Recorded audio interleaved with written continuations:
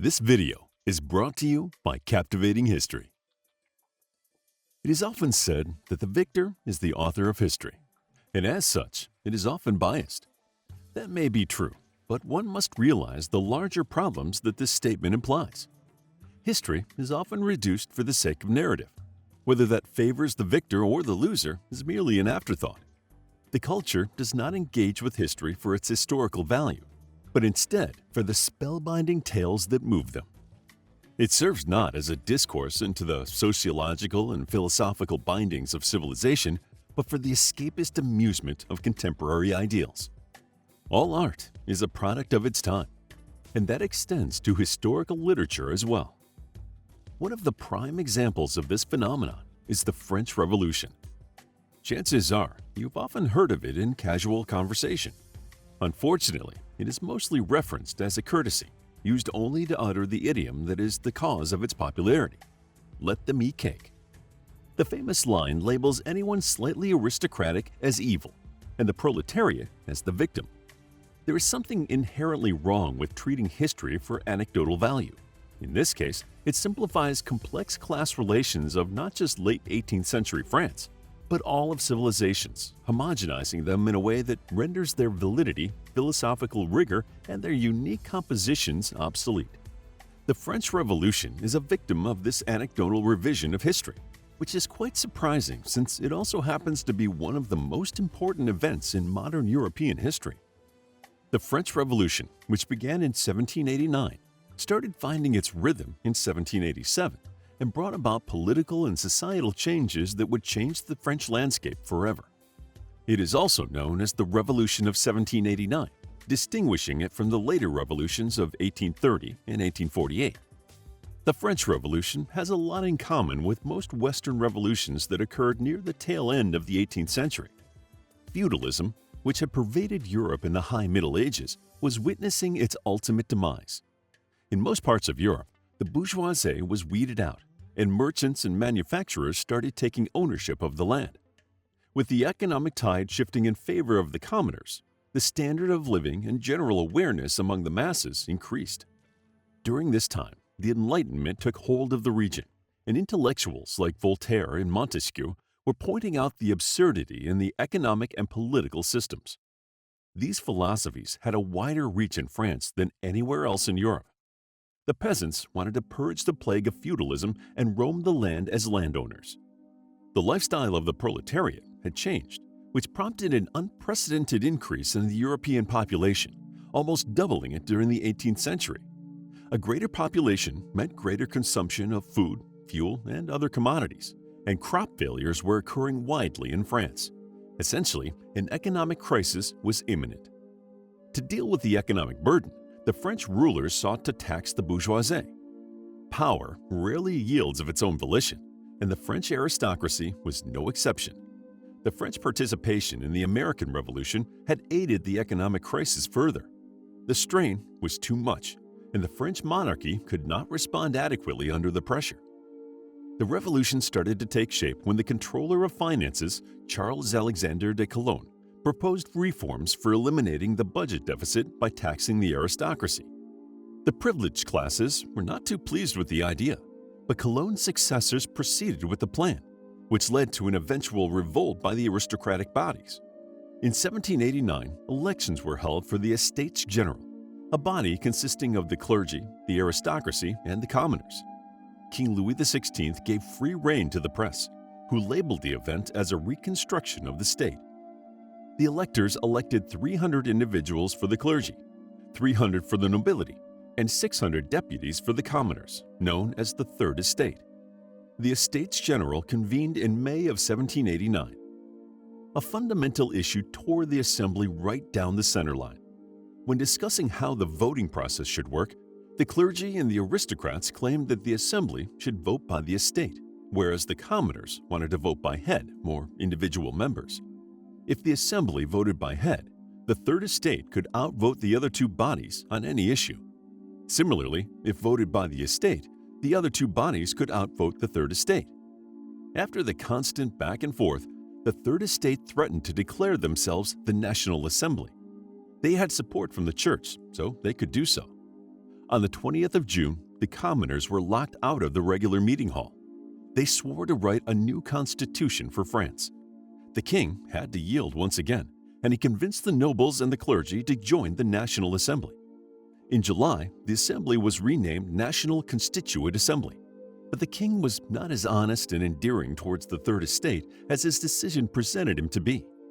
The political instability was mounting pressure on the king when another problem reared its ugly head: lack of food supplies. The harvest of 1788 had been inefficient, and the food problems were not going to go away. The king started to assemble armies under the cover of night. Rumors started to circulate, questioning the motivations of the king. The notion on the streets was that an aristocratic conspiracy was underway, and the king and the nobility had teamed up to oust the Third Estate. This brought on the Great Fear of July 1789, when peasants, in a fit of panic and desperation, revolted because of the gathering of troops and took control of Bastille, a large fortress that was a symbol of the old regime. The event proved that the peasants were much more dangerous and had much more authority than the bourgeoisie had given them credit for.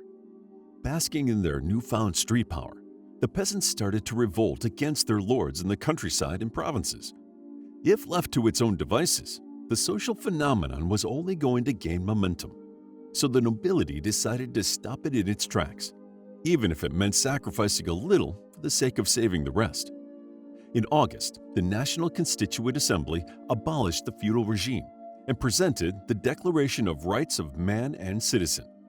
The new document was a novel and unprecedented concept that would have undermined the monarchy and the status quo, and the abolishment of the feudal system would further disrupt the system. The king did not sanction either reform. By September, the food shortage and declining economy were making citizens uneasy. In October, some protesters seized weapons from Hôtel de Ville and marched toward Versailles. For the sake of safety, the king had to be relocated to Paris. The royal apartments were ransacked, and the National Constituent Assembly moved to Paris. The values of enlightenment started to shape political thought in France. Civil equality, fraternity, brotherhood, and other humane values started to emerge in the political stratosphere. The administrative structure was overhauled. The country was divided into districts and communes.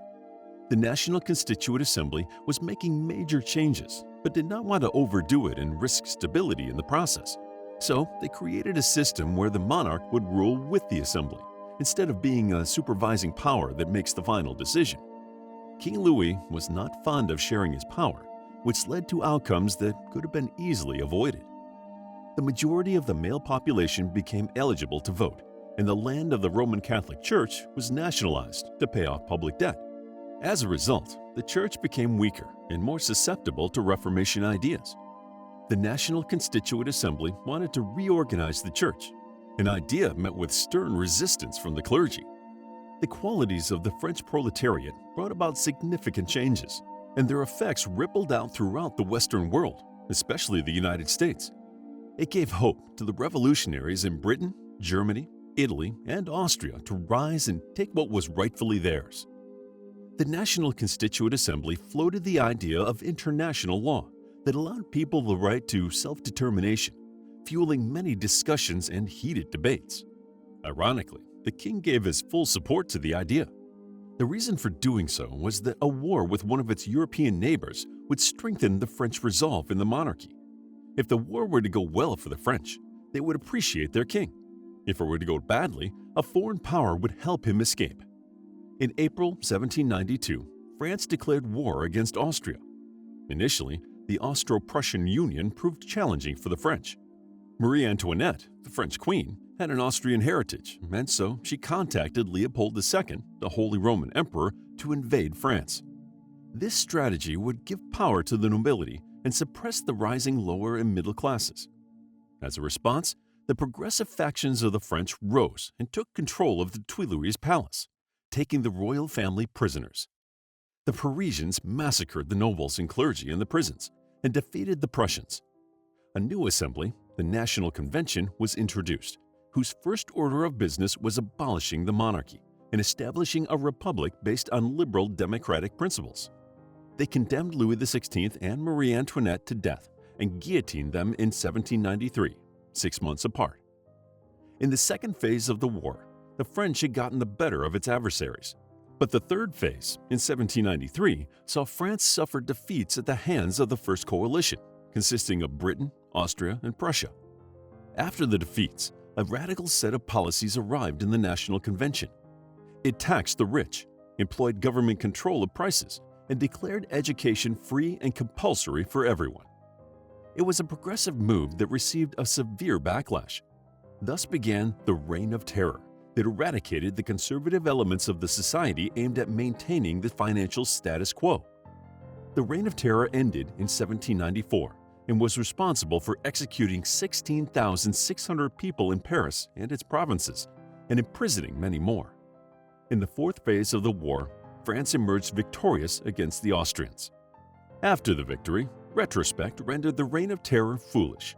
The National Convention regressed on the ideas of the Reign of Terror, abandoning the principles of the social and economic fraternity at the same time. Soon afterward, executive power was given to a directory of 5 individuals, and the legislative power was given to 2 bodies. The changing tides prevented any system from settling in. The liberal and conservative approaches locked heads, often leading to wars and civil uprisings, not just in France but also in Europe. In the final years of the 18th century, Napoleon Bonaparte abolished the Directory and became the first consul of France. The introduction of the consulate marks the end of the French Revolutionary period. However, the effects of the French Revolution were colossal and far-reaching. It started as a response to the egregious inequality inherent in the feudal system and evolved into a quest for universal equality. It gave birth to the first liberal democracy in history and left a model that would soon be adopted across Europe and eventually around the globe. The principles presented by the intellectuals of the Enlightenment were not short of revolutionary for modern social and political thought. For instance, Montesquieu was responsible for the idea of separating different branches of government. In his book, The Spirit of the Laws, he lays the foundation for almost every modern government in the world. He divided the political powers into legislative, executive, and judicial, maintaining that they work soundly and independently, and to be able to harmonize political thought. Furthermore, it was responsible for defining and promoting individual freedoms. What a shame, then, that such an event is trivialized for the sake of anecdotes. To learn more about the French Revolution, check out our book, The French Revolution, a captivating guide to the 10-year revolution in France and the impact made by Napoleon Bonaparte. It's available as an ebook, paperback, and audiobook. Also, grab your free mythology bundle ebook while they're still available. All links are in the description. If you enjoyed the video, please hit the like button and subscribe for more videos like this.